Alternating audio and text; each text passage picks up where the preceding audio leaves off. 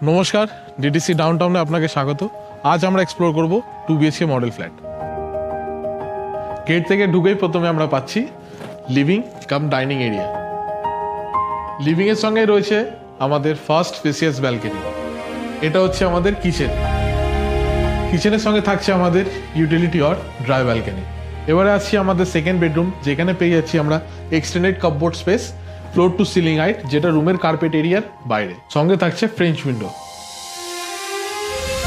Second বেডরুমের ঠিক উল্টো দিকে পেয়ে যাচ্ছি আমাদের কমন টয়লেট এরিয়া, যেখানে ড্রাই অ্যান্ড ওয়েট সেকশনটা সেপারেটেড রয়েছে। এবারে চলে আসছি আমাদের মাস্টার বেডরুমে।